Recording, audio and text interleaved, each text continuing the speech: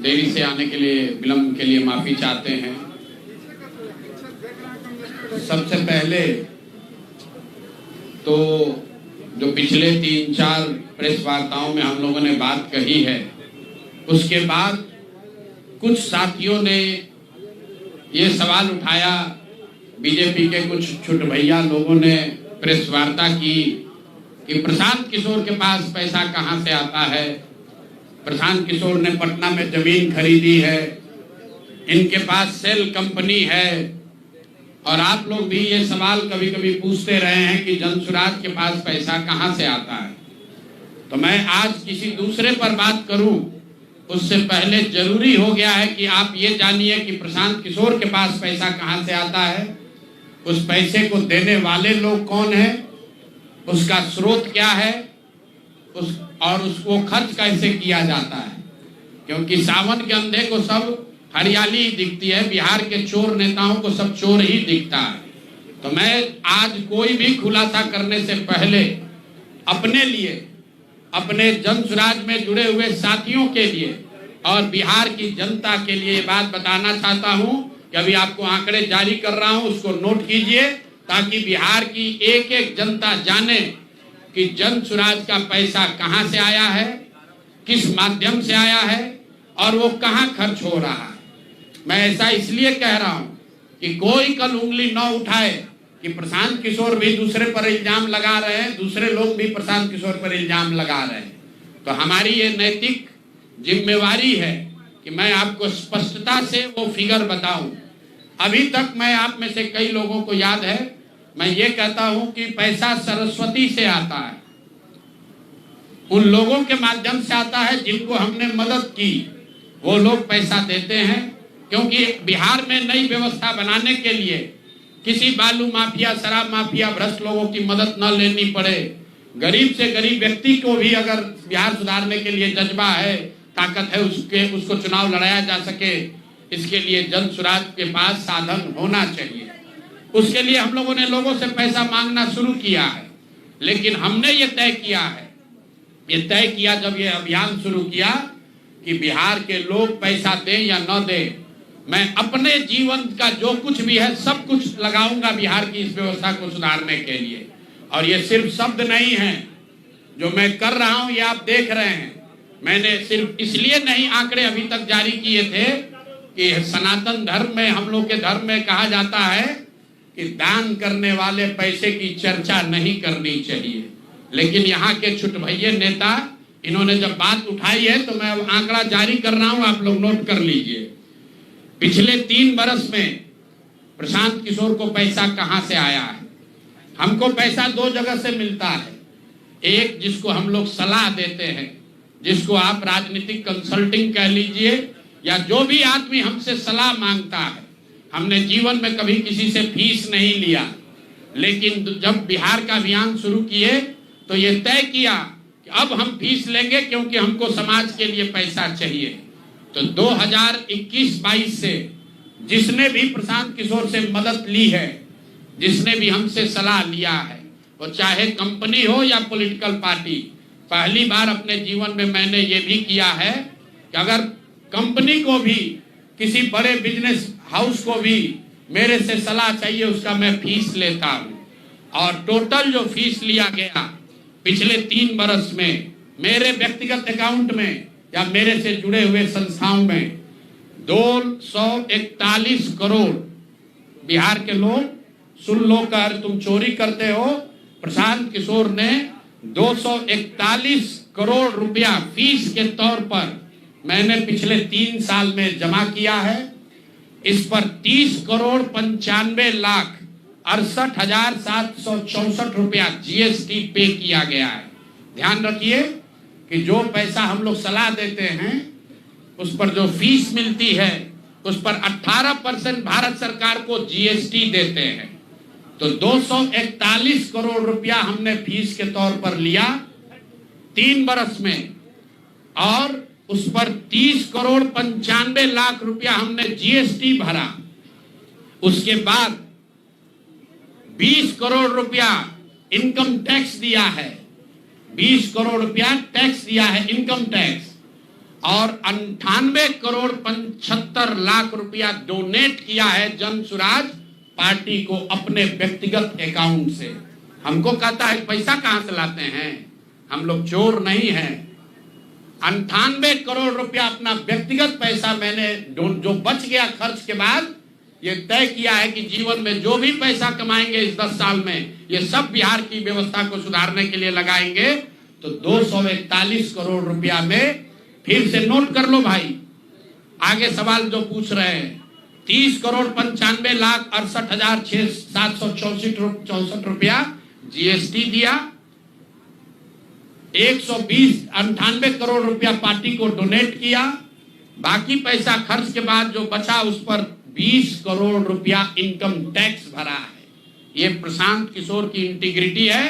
पैसा किसने दिया? जिसको हमने सलाह दिया है। जिसको सलाह दिया तो स्रोत भी बता रहे हैं पैसा क्यों मिला। जिसको सलाह देते हैं उससे पैसा लेते हैं। गांव गांव में कहा है सैकड़ों करोड़ रुपया लेते हैं, लेकिन चोरी नहीं करते हैं, सरस्वती का खाते हैं। सलाह देते हैं, जो पैसा मिला चेक से मिला उस पर 18% जीएसटी भरा, जो पैसा जन सुराज की व्यवस्था को चलाने में खर्च हुआ उस खर्च के बाद जो बच गया वो भी 98 करोड़ रुपया पार्टी को डोनेट कर दिया चेक से। 98 करोड़ 75 लाख रुपया इनकम टैक्स भरा, 30 करोड़ रुपया। और आगे से ये जितने आप लोग पत्रकार हैं, मेरा आपसे आग्रह है, हमको नेता मत कहिए। हम मंच पर जो कहते हैं वो करते हैं। हम नेता नहीं हैं, बिहार से पैसा कमाने नहीं आए हैं। अपना खून पसीना का कमाई का पैसा लगा रहे हैं, इसलिए लगा रहे हैं कि बिहार में गरीब से गरीब आदमी भी अगर सुधार के लिए कुछ करना चाहता है तो उसको पैसे के वजह से पीछे न हटना पड़े। और आपके सामने बिहार के लोगों को बता रहे हैं, अगले 10 बरस तक जब तक बिहार की व्यवस्था नहीं सुधरेगी, अपना शरीर बेच के भी पैसा लाना होगा तो भी पैसा लाएंगे, लेकिन बिहार में चोरी की राजनीति को खत्म करके ही दम लेंगे। ये आप ध्यान रखिए। और किसी भी अपने हमारे जो जन सुराज के साथी हैं उनको डरने की जरूरत नहीं है। 1-1 रुपया प्रशांत किशोर का अकाउंटेड है। केंद्र सरकार को जीएसटी भरा है, इनकम टैक्स भरा है। और जब आप इनकम टैक्स भरते हैं तो ये भी पूछा जाता है कि पैसा आया कहां से है। किसी ने कहा अभी एक प्रेस कॉन्फ्रेंस में, एक मैं खाली आपको उदाहरण देता हूं, नवयुगा कंस्ट्रक्शन के नाम पर किसी ने कहा पैसा दिया है। बिल्कुल दिया है, 11 करोड़ रुपया लिए है। 11 करोड़ रुपया 2 घंटा सलाह के लिए लिए। उनको एक प्रोडक्ट लॉन्च करना है, वो लॉन्च करने के लिए हमसे सलाह चाहिए, तो 11 करोड़ रुपया हमने कहा पार्टी को डोनेट करो, तब 2 घंटा का सलाह देंगे। ये बिहार के लड़के की ताकत है, ये सरस्वती की ताकत है। हम लोग चोरी नहीं करते, नवयुगा से घूस नहीं लेते हैं, अपना यहाँ मेहनत करते हैं, उसका फीस लेते हैं, और जो भी पैसा मिलता है अपना खर्च काट के जो बच जाता है वो पार्टी में डोनेट करते हैं। और हमने अपने साथियों से भी कहा है कि बिहार में जाकर लोगों से पैसा मांगने से पहले आप अपना जितना डोनेट कर सकते हैं वो कीजिए। और मैं लोगों को कहूं, उससे पहले हमने अपने आप पर यह जिम्मेवारी ली है कि जो भी 10 साल में पैसा कमाएंगे ये सारा पैसा बिहार को बनाने सुधारने के लिए डोनेट करेंगे। और ये 98 करोड़ रुपया इस साल में डोनेट किया है मैंने। 98 करोड़ 50 लाख रुपया हमारे अकाउंट से सीधे जन सुराज को मैंने डोनेट किया है। जिसको देखना है देख लीजिए। और फिर से दावा कर रहे हैं, अगर इसमें कोई कमी गलती एक पैसा का निकल जाए तो केंद्र सरकार जांच करा ले, ईडी सीबीआई इनकम टैक्स लगा ले, 1 पैसे का ऊपर नीचे होगा नहीं। और ये बात अब यहाँ से खत्म होनी चाहिए। मेरे लिए अपमान की बात है कि आप कहते हैं कि अशोक चौधरी भी चोरी किया है, प्रशांत किशोर भी चोरी किया है। हम इन लोगों के पंक्ति में खड़ा होने वाले लोग नहीं हैं। मरना पसंद है, लेकिन इन चोर नेताओं के साथ बराबरी पर खड़ा नहीं हो सकते हैं। हम लोग चोरी नहीं करते हैं। और अब मैं आपसे सवाल पूछ रहा हूं। अब आज जिस काम के लिए आप जुड़े हैं, पहला इल्जाम सीधा और सीधा वैभव विकास ट्रस्ट पर, न्यास पर है। मुन्ना जी ने पेपर जारी किया है। न्यास के जो मुख्य पदाधिकारी हैं जियालाल आर्य जी, मैं आज भी समझता हूं आप बहुत ईमानदार व्यक्ति हैं। आप बताइए कि पिछले 1 साल में जब से अशोक चौधरी की बेटी की सगाई आपकी अनिता कुणाल के लड़के से हुई है, उसके बाद से 100 करोड़ से ज्यादा की संपत्ति पटना में न्यास के द्वारा खरीदी गई है। जियालाल आर्य जी, अगर जैसे मैंने बताया है अभी प्रेस के सामने, आप प्रेस के सामने आइए और बताइए, न्यास का अकाउंट जारी करिए कि कहां से ये पैसा आपके पास आया है, कहां से ये 100 करोड़ रुपए न्यास के पास आए। जब से न्यास बना है उसमें 10 करोड़ का भी संपत्ति नहीं खरीदा गया। पिछले 1 साल में 100 करोड़ का ज्यादा से ज्यादा का संपत्ति कैसे खरीदा गया है। आप व्यक्तिगत तौर पर ईमानदार हैं तो नीतीश कुमार भी ईमानदार हैं, मनमोहन सिंह भी ईमानदार थे, लेकिन जिस न्यास के आप मुखिया हैं, ये कहने से बात नहीं बनेगी कि हमको जानकारी नहीं है। मैं अभी आपके सामने चुनौती दे रहा हूं, वैभव विकास ट्रस्ट से न्यास से लोग आकर ये बताएं कि पिछले 1-1.5 साल में 100 करोड़ से ज्यादा की संपत्ति पटना में उस न्यास के माध्यम से कैसे खरीदी गई है। उसमें मुख्य सचिव, यहाँ बिहार के मुख्य सचिव जो हैं, उनके परिवार की महिला हैं, तो अभी इनकी जिम्मेवारी है। मुख्य सचिव यहाँ पर प्रत्यय अमृत हैं, इनकी सास हैं, मुन्ना जी इनकी सास है, प्रत्यय अमृत की सास है, इनकी सासू माँ है, और जियालाल आर्य जी और अनिता कुणाल, ये तीनों लोग बताएं। इन्होंने कहा किशोर कुणाल जी का नाम बहुत बड़ा है, तो किशोर कुणाल जी के नाम पर ही कम से कम उनके नाम को दागदार मत कीजिए। समाज ने उनके नाम की बड़ी प्रतिष्ठा है। तो आप प्रेस को बुलाइए और क्लियर कीजिए कि आपके न्यास से, मैं 3 लोगों का नाम ले रहा हूं। जियालाल आर्य जो बहुत सम्मानित व्यक्ति हैं, ईमानदार व्यक्ति हैं, उनकी ऐसी छवि है। दूसरा अनिता कुणाल जी जो किशोर कुणाल जी की पत्नी है, और तीसरा यहाँ के मुख्य सचिव की सासू माँ। ये तीनों लोग बताएं कि न्यास में 100 करोड़ से ज्यादा की संपत्ति खरीदने का पैसा कहां से आया है। दूसरी बात, अशोक चौधरी के नाम पर जो संपत्ति की बात कही गई है, हम लोग उस बात पर कायम हैं। 200 करोड़ की संपत्ति इन्होंने अर्जित की है। इन्होंने कैमरे पर आप लोगों को कहा कि 1 कट्ठा भी जमीन हो जाएगा तो मैं जनसुराज की गुलामी करूंगा। मेरे भाई मुन्ना जी ने अभी पूरा डॉक्यूमेंट जारी किया है।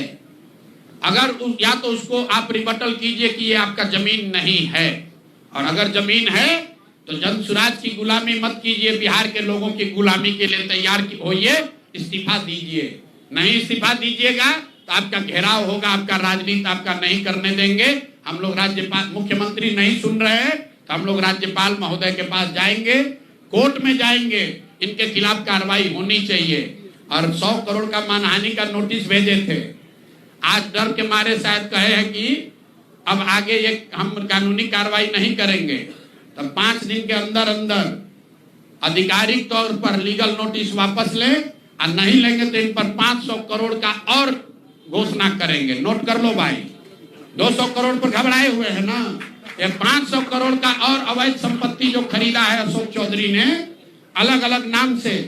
7 दिन का समय दे रहे हैं, 7 दिन के अंदर अंदर अगर अब इस बात के लिए माफी नहीं मांगे कि प्रशांत किशोर पर झूठा मानहानि का मुकदमा करने का केस तो नहीं किया है, नोटिस भेजे हैं, तो अगर 7 दिन के अंदर अंदर लीगली कैमरे के सामने आकर ये नोटिस वापस नहीं लिए तो इन पर 500 करोड़ का और जो अवैध संपत्ति ये कब्जा किए हैं, खरीदे हैं, उसकी सारी सूची आपके सामने जारी करेंगे।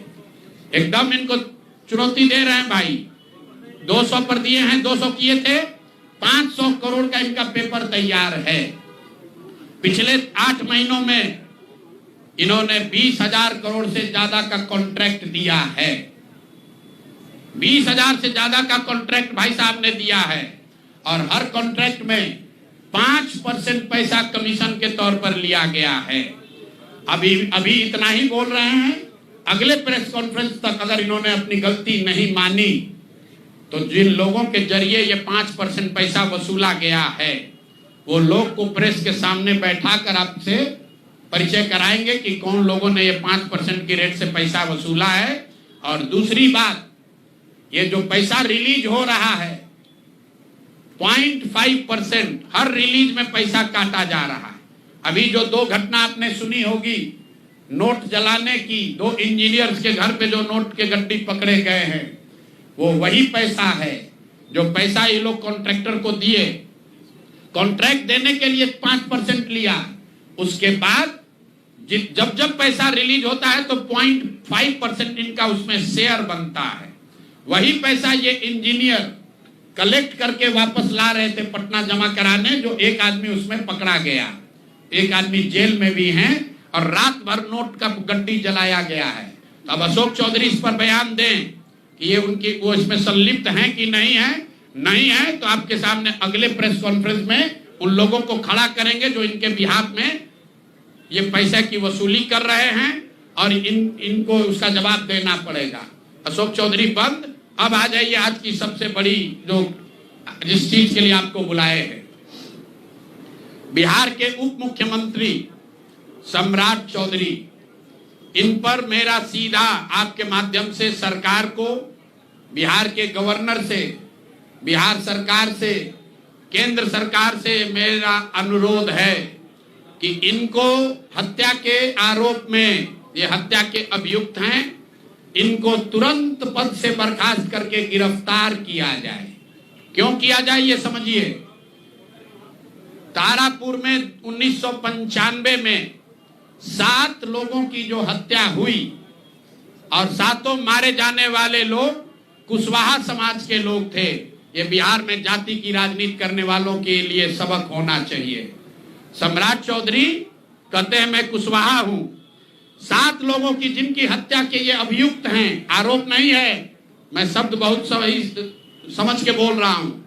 7 लोगों की हत्या के अभियुक्त राकेश कुमार उर्फ सम्राट कुमार मौर्य उर्फ Samrat Chaudhary, Tarapur case number 44/1995, note कर लीजिए। 44/1995 में 7 लोगों की हत्या हुई, उसमें ये अभियुक्त हुए और जो केस है चीफ जुडिशियल मजिस्ट्रेट को 24/4/1995 को इन लोगों ने डॉक्यूमेंट सबमिट किया। बिहार विद्यालय परीक्षा समिति का एक एडमिट कार्ड सबमिट किया जिसमें बताया गया कि KNVMH सम्राट, ये स्कूल का नाम है, कुमार सर एक स्कूल का नाम है जहां से ये एडमिट कार्ड इशू हुआ है। सम्राट चंद्र मौर्य, पिता का नाम Shakuni Chaudhary, date of birth 1/5/81, result fail, number आया 268, कैटेगरी प्राइवेट। ये सुप्रीम कोर्ट का डॉक्यूमेंट है जो सम्राट चौधरी ने जमा किया है, जिसमें ये बताया है कि इनका डेट ऑफ बर्थ 81 है, उसके हिसाब से 95 में चीफ जुडिशियल मजिस्ट्रेट ने नाबालिग होने के नाम पर इनको वहां से राहत दी। इनको जेल से निकाला गया क्योंकि ये 15 साल के थे और कानूनन 18 साल से कम उम्र के बच्चे को अभियुक्त के तौर पर जेल पर नहीं रखा जा सकता था। अब ये बात तो पब्लिक की जानकारी में है। अब मैं क्यों कह रहा हूं कि इनको आज अरेस्ट करना चाहिए, क्योंकि 2020 का जो सम्राट चौधरी ने अपना इलेक्शन एफिडेविट दिया है, इसमें अपना उम्र इन्होंने बताया है 51 साल। ये सम्राट चौधरी का इलेक्शन एफिडेविट है। इन्होंने अपना उम्र बताया 2020 में 51 साल। इसका मतलब है कि 2020 - 26 तो 1995 में इनका उम्र था 25 साल, 26 साल। तो 26 साल के उम्र के आदमी को कोर्ट ने गलती से गलत सर्टिफिकेट के आधार पर नाबालिग होने के नाम पर अभियुक्त होने के बावजूद, ध्यान दीजिए, अभियुक्त होने के बावजूद इनको जेल से बरी कर दिया गया था कि ये 15 साल के हैं, जबकि इनका अपना डॉक्यूमेंट बता रहा है कि ये उस समय 26 साल के थे। तो 26 साल के उम्र के आदमी पर अगर 6 लोगों की हत्या का आरोप है तो जब तक कोर्ट से वो फ्री नहीं होते हैं तब तक उनको जेल में होना चाहिए। और ये आदमी यहाँ का उप मुख्यमंत्री बनकर बैठा हुआ है। तो मैं यहाँ के मुख्यमंत्री से और बिहार के माननीय राज्यपाल से ये अनुरोध कर रहा हूं कि हत्या का आरोपी, हत्या का अभियुक्त सम्राट चौधरी, राकेश कुमार उर्फ सम्राट चौधरी उर्फ सम्राट कुमार मौर्य आज संवैधानिक पद पर बैठे हुए हैं। ये देश के संविधान का, देश के विधि विधान का इससे बड़ा अपमान नहीं हो सकता है कि जिस व्यक्ति को जेल में होना चाहिए वो आदमी यहाँ का उप मुख्यमंत्री बना हुआ है। तो मुख्यमंत्री नीतीश कुमार सीधे इस पर कार्रवाई करें।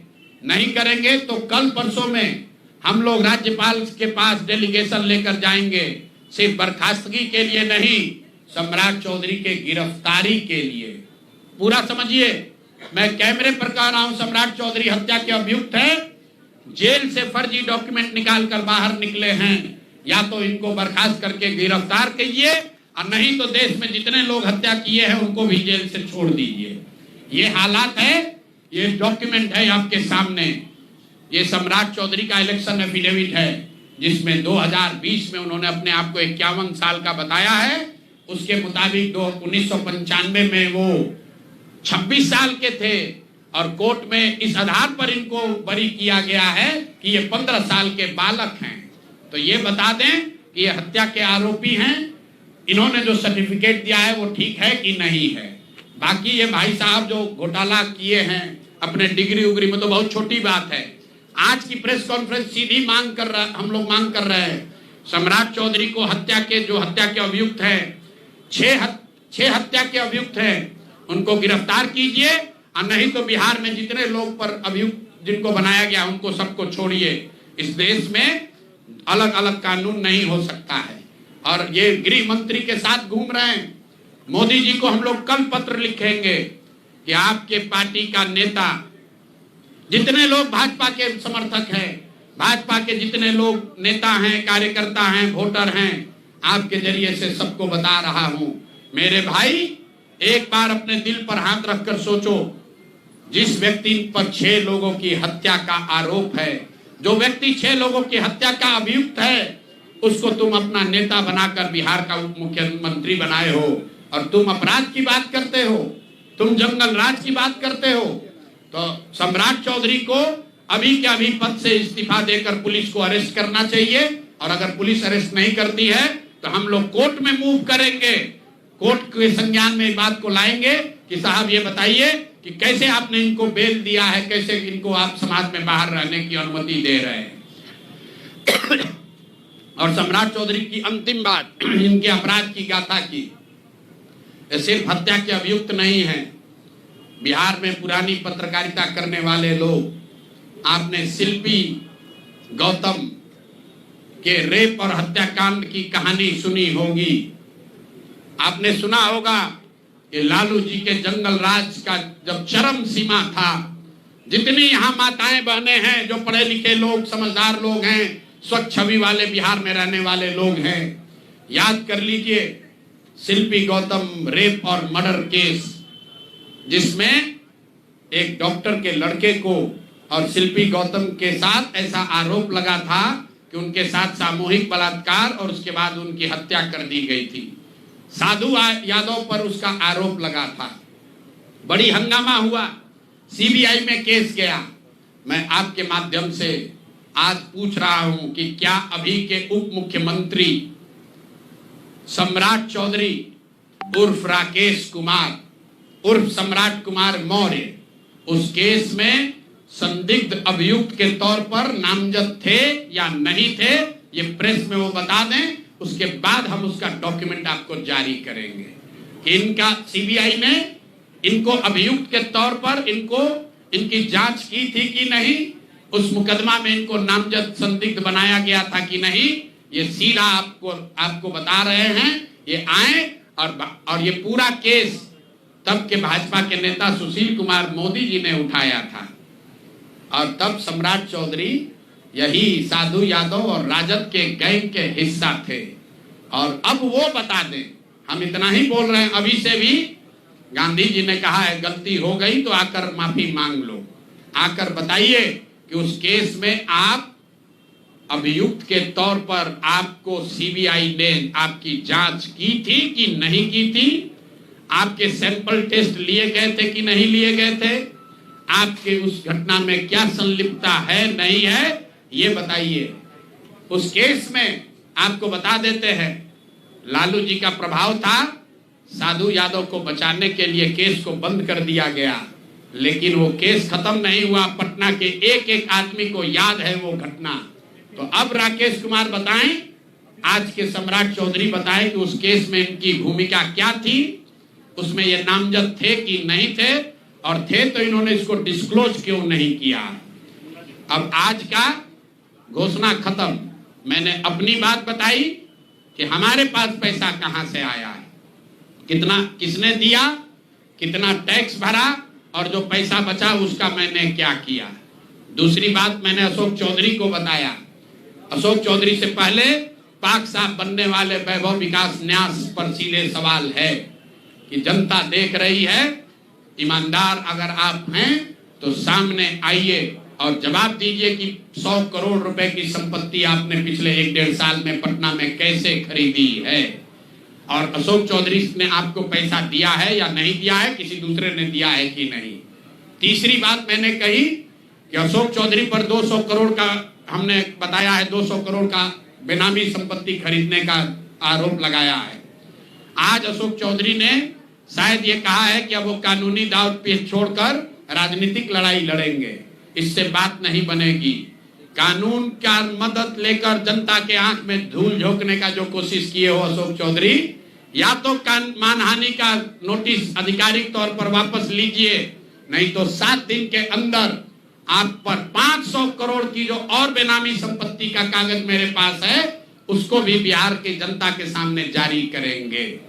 और चौथी बात जो मैंने बताई, अभी के उप मुख्यमंत्री सम्राट चौधरी, जिन पर 6 लोगों की हत्या के जो अभियुक्त हैं और कोर्ट ने जिनको राहत नहीं दी, बरी नहीं किया, सिर्फ नाबालिग होने के गलत सर्टिफिकेट की वजह से कोर्ट ने इनको छोड़ा है। अशोक चौधरी ने खुद मान लिया है अपने इलेक्शन एफिडेविट में कि 1995 में उनकी उम्र 26 साल थी। तो अब अशोक चौधरी को तुरंत पद से बर्खास्त करके उनको गिरफ्तार किया जाना चाहिए। सम्राट चौधरी, सॉरी, ये दोनों चौधरी में कंफ्यूज कर गए। सम्राट चौधरी उप मुख्यमंत्री को जो हत्या के अभियुक्त है, इनको पद से सिर्फ इस्तीफा नहीं देना है, इनको पुलिस अगर गिरफ्तार नहीं करती है तो जन सुराज कोर्ट में मूव करेगा। कल हम लोग गवर्नर से टाइम लेंगे। और अंतिम बात जो मैंने कहा कि अगर इससे भी बात नहीं बनती है, इनका आपराधिक चरित्र खुलकर नहीं आपको दिखता है, तो शिल्पी गौतम हत्याकांड में अपनी भूमिका पर आकर प्रेस में बता दें कि ये उसमें एक संदिग्ध अभियुक्त के तौर पर सीबीआई ने इनकी जांच करी थी कि नहीं करी थी। अगर ये कहते हैं नहीं की थी तो हम आपको डॉक्यूमेंट जारी करेंगे, सीबीआई के डॉक्यूमेंट, कि इनकी स्थिति उसमें क्या थी। अब मेरा बात खत्म हुआ, अब आपको जो सवाल करना है वो कर लीजिए। आरजेडी कांग्रेस की चुप्पी क्या कहती है सर इस केस में? आरजेडी कांग्रेस की चुप्पी ये कहती है कि चोर चोर मौसेरे भाई, ये हमाम में सब नंगे हैं। दिलीप जायसवाल ने मेडिकल कॉलेज का कब्जा आरजेडी के तब के सीमांचल के बड़े बाहुबली नेता की मदद से किया और अपने लूट के उस खजाने से आरजेडी के खजाने में भी दान पत्र में भरा। तभी तो रबड़ी देवी खड़े होकर कहती हैं कि दिलीप जायसवाल जी तो हमारे मुंह बोले भाई हैं। तो जितने लोग राजद को, लालटेन को वोट देते हैं, देख लो भाई, एक और कहते हैं कि हम भाजपा से लड़ रहे हैं और एक और भाजपा के नेताओं के साथ मिलकर सिखों का कॉलेज कब्जा किया है, उससे पैसा तहसील रहा है, उसके कॉलेज से अपने बच्चों का गलत मेडिकल का डिग्री दिलवा रहा है। कांग्रेस का कोई महत्व नहीं है। कांग्रेस पर इतना भ्रष्टाचार का आरोप है कि भ्रष्टाचार का नाम सुन के डर के भागता है, सोचता है कि भ्रष्टाचार पर कुछ बोलेंगे तो लोग पूछ लेगा कि तुम भी तो नेशनल हेराल्ड में घोटाला किए हो, तुम भी तो 2 लाख करोड़ का घोटाला किए थे। अगर कांग्रेस वाले बिहार में 70,000 करोड़ के सीएजी का बात करेंगे तो सामने वाला भाजपा वाला कहेगा कि 2 लाख करोड़ आप पर भी तो चोरी का इल्जाम था। लेकिन जमसुराज और प्रशांत किशोर पर आप चोरी का इल्जाम नहीं लगा सकते हैं। और आगे कोई कंफ्यूजन न करे, इसीलिए आगे कोई बात कहने से पहले हमने अपना अकाउंट जारी कर दिया। 241 करोड़ के इनकम का, उस इनकम पर भरे हुए जीएसटी का, उस पर दिए इनकम टैक्स का, और उसके बाद जो 98-98.5 करोड़ डोनेट किया पार्टी को, उसका। अगर कोई गलती हो तो फांसी पर चढ़ा देना, लेकिन अपने बराबरी में खड़ा मत करो। तुम चोर हो, तुम बिहार को लूटने का षड्यंत्र कर रहे हो। तुम्हारे जीवन का उद्देश्य बिहार को लूटना है, मेरे जीवन का उद्देश्य बिहार को बनाना है। दोनों में फर्क है।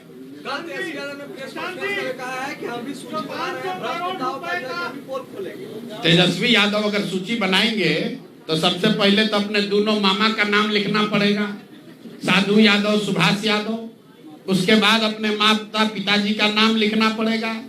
चारा चोरी के मामले में, लैंड फॉर जॉब में जाने कितने लोगों का जमीन लिखवा लिए उसके मामले में। उसके बाद तेजस्वी यादव को अपने उन जिला के राजद के बाहुबली नेताओं का नाम लिखना पड़ेगा जिन्होंने अपराध, अपहरण, जमीन रंगदारी, हत्या के आधार पर अपना साम्राज्य खड़ा किया है। तो पहले इनका नाम जारी करेंगे। वर्तमान सरकार की बात कर रहे हैं, ये सब सरकार ही में तो है। अभी तेजस्वी यादव भी तो सरकार में थे 2 साल से पहले। सरकार और विपक्ष दोनों पर कानून, वो पैसा नहीं लेते हैं। उनका विधायक पैसा नहीं लेता है, सैलरी नहीं लेता है, उनके विधायक को घर नहीं मिला है। तेजस्वी यादव को जेल प्लस सिक्योरिटी मिली है, उसका पैसा कौन भर रहा है? बिहार की जनता भर रही है। तेजस्वी यादव जिस घर में रहते हैं उसका किराया कौन देता है? बिहार की जनता देती है। राजद का, कांग्रेस का जो विधायक है उसका महीना का पैसा कौन देता है? बिहार की जनता देती है। बिहार के जनता से भत्ता ले रहे हो, सैलरी ले रहे हो, तो तुम चोरी करोगे तो तुम उसका जारी नहीं होगा। हम क्यों नहीं बोल रहे हैं राजद पर? क्योंकि ये तो जाने हुए चोर हैं। पूरा बिहार जानता है ये चोर है। इस चोर को चोर कहने का क्या फायदा है? जो चोर है उसको बिहार की जनता ने सिर्फ जाना नहीं, सत्ता से उखाड़ कर फेंक दिया। 2005 के बाद सत्ता के इर्द गिर्द भी आने नहीं दिया। ये बिहार की जनता की समझदारी है। लेकिन उनको चोर बताकर जो लोग सत्ता में आए, जिन पर जनता ने भरोसा किया, वो कितने बड़े अपराधी हैं। उन पर भी हत्या, अपहरण, लूट का वही संगीन अपराध का इल्जाम है जो राजद के नेताओं पर था। इसीलिए तो प्रशांत किशोर और जमसुराज की जरूरत है। ये हमाम में सब नंगे हैं और बिहार की जनता देख रही है, पीछे हटने वाले नहीं हैं। चाहे कुछ भी परिणाम हो जाए, इनको जीना इनका हराम कर देंगे। जनता इनको, इनके नेता, इनके पार्टी इनको बर्खास्त करेगी। अगर वो नहीं करेंगे तो जनता इनको बर्खास्त करेगी। अगर वो भी नहीं करेगा तो कोर्ट में जाएंगे। इनको लड़ाते लड़ाते जब तक इंसाफ नहीं होगा छोड़ेंगे नहीं। बीजेपी के नेता अशोक चौधरी के प्रॉपर्टी की आप बात कर रहे हैं। अशोक चौधरी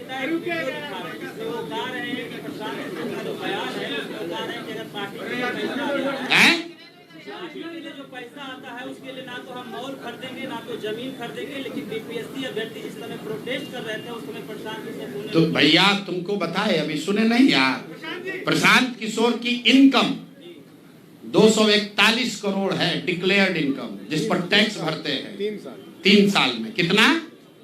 241 करोड़। इतना पैसा हमारी अपनी आमदनी है, जिस पर जीएसटी भरा, जिस पर इनकम टैक्स भरा, और खर्च के बाद जो पैसा बच गया उसको बिहार के समाज के लिए दान में दे दिया। 98 करोड़ 50 लाख रुपया जाकर देख। और ये हम नहीं कह रहे हैं, भारत सरकार के इनकम टैक्स में ये फाइल है, जाकर चेक कर लीजिएगा और आपको भी दे देंगे, आप भी देख लीजिएगा। 500 करोड़ रुपए की प्रॉपर्टी का जो उसके तार कहीं इंदौर और उज्जैन से तो नहीं जुड़े हैं, सिर्फ इतना ही बता। मेरे भाई ये देखिए, मैंने आपको कहा दिलीप जायसवाल पर हम लोग कोई इन्वेस्टिगेटिंग एजेंसी नहीं है। अगर हर मंत्री के सारे भ्रष्टाचार के पैसे और संपत्ति का हम घोषणा करने लगे तो 2-4 दिन ये प्रेस चलता रहेगा। हमने दिलीप जायसवाल को बताया कि आदमी अपराधी है, भ्रष्टाचारी है। उसके बाद वो आदमी सरेंडर कर गया, मूर्छित हो गया। बिहार की जनता ने मान लिया, भाई ये गलती मान रहा है। तो उसको हमने छोड़ दिया, छोड़ा सिर्फ नवंबर तक है। कल जब व्यवस्था बनेगी तो उन पर ट्रायल चलेगा, कॉलेज वापस लिया जाएगा और उन्होंने जो गलती की है उस पर सजा होगी। सुनिए एक मिनट। अब अशोक चौधरी पर कहा गया 200 करोड़ की बेनामी संपत्ति का। अशोक चौधरी का 200 करोड़ रुपया थोड़ी ना है, वो तो सैकड़ों करोड़ रुपया और कमाए हैं। 200 करोड़ पे 50 करोड़ की पेपर हम लोगों ने जारी कर दिया। अब बोल रहे हैं कि अभी से भी बिहार की जनता से माफी मांग लो, पूरा ये जो कानूनी दाव पेच का ढोंग रचे हो वापस। अभी आज कैमरे पर बोले हैं ना, लिखित में 7 दिन के अंदर अगर मानहानि का दावा, क्योंकि मानहानि के दावा से नहीं डर रहे हैं, ये जनता को भ्रमित करने के लिए कह रहे हैं कि हम मानहानि का दावा किए हैं। अगर आधिकारिक तौर पर ये मानहानि का दावा वापस नहीं लेकर चुप नहीं होते हैं, अगर ये माफी नहीं मांगते हैं, तो इन पर अगला किस्त 500 करोड़ की संपत्ति का जारी करेंगे। और फिर भी ये भी बता रहे हैं वो 500 भी पूरा नहीं होगा, क्योंकि हमारे पास कोई इन्वेस्टिगेटिंग एजेंसी थोड़े ना है कि हम बता दें कितना पैसा लिया। जितना आया है उतना जारी कर रहे हैं। इसका मतलब हम 200 कर रहे हैं, इसका मतलब ये मत समझिए कि अशोक चौधरी 200 करोड़ का घोटाला किए है। अरे घोटाला तो बहुत 100 करोड़ का किया है। 200 करोड़ का पेपर आ गया, उसके बाद अभी 500 करोड़ का और आ गया है। अब अगर दम है तो फिर से मानहानि का दावा कर लो। आपको बता रहे 7 दिन के अंदर जो दावा किए हैं उस पर भी अगर पीछे नहीं हटे तो ये 500 करोड़ का जारी होगा। उज्जैन वाली है ना सर? अब ये कौन होगा जब जारी करेंगे, देखिएगा कि उज्जैन है कि इंदौर है कि सुनिए, अब सुनना चाहते हैं तो मुक्तेश्वर है कि पटना है, वो सुन रहे होंगे, उनको दिख रहा होगा कि हम कहां से बोल रहे हैं। रांची है कि दिल्ली है कि मुक्तेश्वर धाम है कि पटना बाईपास है, वो सारी जमीन का कागज जारी कर देंगे। आज किसको बोले हैं कि हम कानूनी चीज से बंद कर रहे हैं? किसको बोले हैं? किसी को बोले हैं कि नहीं बोले हैं? ANI को बोले हैं। आप जिन नेताओं का नाम ले रहे हैं, सम्राट चौधरी या दिलीप जायसवाल, उन सब नेताओं को बीजेपी विधानसभा चुनाव लड़ाने की तैयारी कर रही है। लड़ाई तो दिख जाएगा कि बीजेपी का यही चरित्र है। और जनता अगर उनको चुनकर ला देगी तो जनता इस बात के लिए तैयार रहे कि अगर आप समाज में हत्यारों को, लुटेरों को वोट देकर जिताओगे तो आप अपने दुर्दशा के लिए खुद ही जिम्मेवार होगे। हमारा काम है आपको बताना, आपको सीखना है, सीखो। आप ये भी कह सकते हैं कि कल सम्राट चौधरी जीत कर आ जाएंगे, क्या होगा? पहली बात तो ये चुनाव लड़ेंगे नहीं, इनकी हिम्मत नहीं है। अशोक चौधरी चुनाव लड़े हैं, सम्राट चौधरी चुनाव लड़े हैं। भाई ये चुनाव लड़ने वाले लोग नहीं हैं, ये सब नॉमिनेशन से आते हैं। भाजपा में, जदयू में जो लोग को चुनाव लड़ना है वो थर थर कांप रहा है, वो कह रहा है भैया जल्दी सबको हटाओ, नहीं तो ये तो मरेगा ही, हम लोग को भी मार देगा। बिहार की जनता मालिक है। एक मिनट रुकिए, बिहार की एक मिनट पूरा कर ले। अरे रुकिए एक मिनट। बिहार की जनता मालिक है, जिसको कोई बर्खास्त नहीं करेगा उसको बिहार की जनता बर्खास्त करेगी, मेरा ये विश्वास है। अगर नहीं किए तो फिर यही लोग आप पर राज करेंगे, आपके बच्चों पर राज करेंगे। ये ना जाति देखेंगे ना धर्म देखेंगे, इनका एक ही जात है, एक ही धर्म है, एक ही ईमान है, वो है पैसा, लूट, अपराध। और नीतीश कुमार कहते हैं हम 3C से समझौता नहीं करेंगे। तो आपका उप मुख्यमंत्री क्राइम का बादशाह है, हत्या का अभियुक्त है। आपका सहायता मंत्री अशोक चौधरी करप्शन का सिरमौर है, सरगना है। और भाजपा के साथ तो आप हैं ही, तो आपका तीनों C में कोई C नहीं बचा। नीतीश जी अभी से भी जगिए, इन लोगों को बर्खास्त कीजिए, नहीं तो आने वाला इतिहास कभी आपको माफ नहीं करेगा। उतरे हुए हैं भाई, जन सुराज उतरा हुआ है। अब कैसे सड़क पर उतरा जाता है? 3 बरस से अपना घर परिवार सुख सुविधा छोड़कर सड़क पर ही रहते हैं, सड़क पर ही चलते हैं, सड़क पर ही जीवन बिता रहे हैं। ठीक ऐसा है। देखिए सुनिए, हमने शब्द का प्रयोग किया है चोरी चकारी, स्लिप ऑफ टंग। सुन तो लो भाई। आप जब हम अशोक चौधरी नहीं है कि आप हिंदी में सवाल पूछिएगा, हम अंग्रेजी में जवाब देंगे। गलती हो, आपने तो नहीं कहा था आज कि आप अपना अकाउंट दीजिए, हम आकर खुद दे रहे हैं। शब्द है चोरी चकारी, गलती से स्लिप ऑफ टंग से चोरी चमारी निकल गया, उसके लिए गलती हो गई, बात खत्म हो गई। हमारा कोई इंटेंट नहीं है। अरे फिर वही बात यार, केस से हमको डराओगे आप? केस से हमको आप डराइएगा? अभी एगो मंत्री किए थे ना केस, डर के मारे आज क्या कह रहे हैं भैया, केस मुकदमा बंद कर रहे हैं। केस हमको कोई नेता कहा था ना प्रशांत किशोर को जेल भिजवाए बगैर मानेंगे नहीं, तेल चोर, जेल भिजवा दिए हमको। हम तो यही ना खड़ा हैं। उनके गृह मंत्री भी आए थे, उनसे कहा कि हमको जेल भिजवा देते, है दम। अरे ये प्रशांत किशोर की ताकत नहीं है। कुछ लोग कह रहा प्रशांत किशोर इतना ताकतवर आदमी है, ये बोल रहा है ना, ये ईमानदारी की ताकत है, ये शुद्धता की ताकत है। हम लोग चोरी करने वाले लोग नहीं हैं। जीते या हारे, बिहार को बनाने सुधारने जगाने आए हैं, यहाँ से लूटने नहीं आए हैं, कुछ लेने नहीं आए हैं, कुछ देकर ही जाएंगे, लूटने नहीं आए हैं। एक एक करके बोलिए। आसाम में बिहार के बच्चों को पीटा नहीं जा रहा है, उनसे अभद्रता, एक जो साथी हैं उनके साथ अभद्रता हो रही है। ये पहली बार नहीं हुआ है। असम में खाली नहीं हुआ है, तेलंगाना में हुआ, आंध्र में हुआ, महाराष्ट्र में हुआ, तमिलनाडु में हुआ। लेकिन असम में आज किसकी सरकार है? भाजपा की सरकार है। कौन वहां मुख्यमंत्री है? हेमंत बिश्व शर्मा है। और बिहार के लोगों को गाली दे रहा है। कोई भाजपा का नेता एक शब्द नहीं बोलेगा, डर के मारे। किसी का हिम्मत नहीं है कि हेमंत बिश्व शर्मा को बोले कि जो उसने ये काम किया है उसको अरेस्ट करो। तो मेरे भाई, चाहे राहुल गांधी हो, तेलंगाना का मुख्यमंत्री रेवंत रेड्डी ने कहा कि बिहार के लोगों का डीएनए, बिहार के लोगों उसके डीएनए से खराब है। और उसी रेवंत रेड्डी को राहुल गांधी और तेजस्वी यादव यहाँ गांव-गांव घुमा रहे हैं। वो घुमा रहे, ये गलती नहीं है, ये आपकी हमारी बिहार के लोगों की गलती है कि हम लोग उसको बिहार में घूमने दे रहे हैं। जो हम लोग के माँ बाप को, हम लोग के पुरखों को, हम लोग के डीएनए को गाली देता है, वो बिहार में आकर घूमता है और हम लोग उसको बर्दाश्त करते हैं।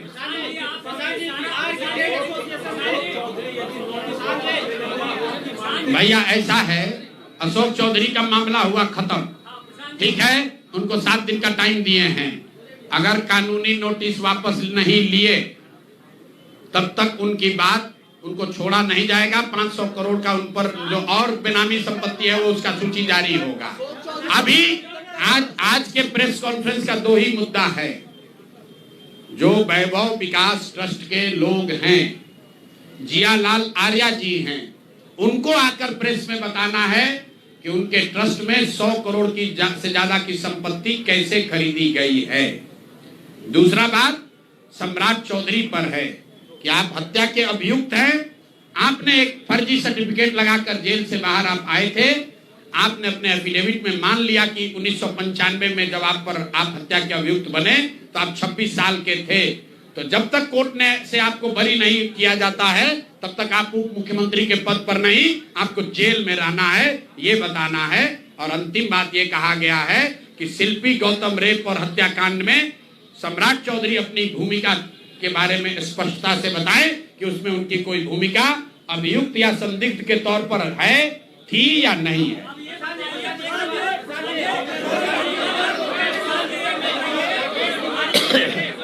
हो गया